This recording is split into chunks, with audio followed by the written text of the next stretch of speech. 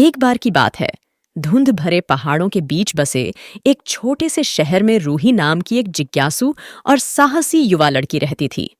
रूही अपनी निडरता और अज्ञात के बारे में अपनी अतृप्त जिज्ञासा के लिए जानी जाती थी।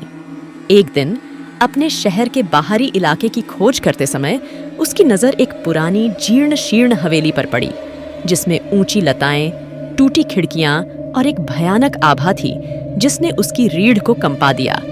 स्थानीय लोग अक्सर हवेली के बारे में प्रेतवाधित घर के रूप में बात करते थे और बच्चों को इसके पास न जाने की चेतावनी देते थे।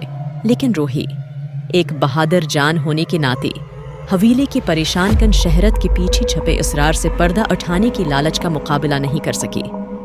उसकी आंखों में पराज़म चमक के साथ वो कड़कती हुई दरवाजे की तरफ बढ़ी, जो उस तरह खुल गया जैसी उसका अंदर से इस्तकबाल कर रहा हो। जैसी ही रूही ने दहलीज पर कदम रखा, उसे अपनी रेड़ा की हड्डी की नीची से सर्दी महसूस हुई।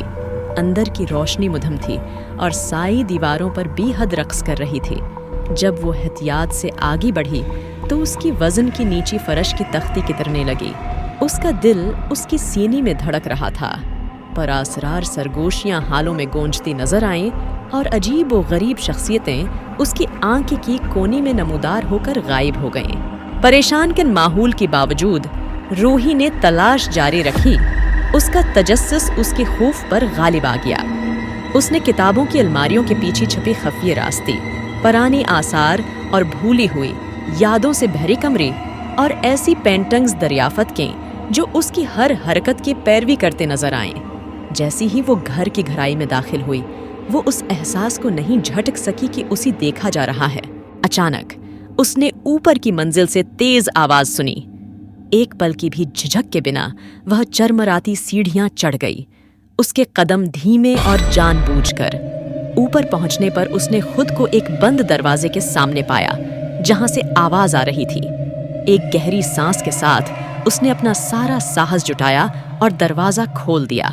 उसे आश्चर्य हुआ जब उसे कैस्पर नाम का एक दोस्ताना भूत मिला, जो दशकों से हवेली में फंसा हुआ था।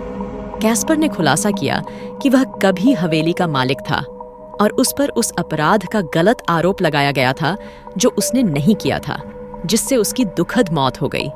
वर्षों से यह हवेली अपने पूर्व मालिक की अनसुलझी पीड़ा के कारण प्रेतबाधित हो गई थी। रूही की मदद से कैस्पर को आखिरकार सकून मिला कि उसने उसके गलत इल्जाम के पीछे सच्चाई का पता लगाया। शकरगुजारी के निशान के तौर पर कैस्पर ने रूही की हवेली में रहनुमाई की, उसी उसकी छपी हुई अजायबात और राज दिखाए, बल आखिर उसी बेहिफाजत फरार होने में मदद की।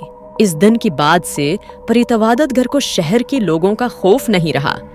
उसके बजाय ये रूही की हिम्मत और मेहरबानी और दोस्ताना भूत कैस्पर के साथ उसकी दोस्ती की बदौलत हैरत और जादू का मुकाम बन गया। रूही और हेंटेड हाउस का अफसाना कस्बे के बच्चों को आने वाली नस्लों तक मुतासिर करता रहा।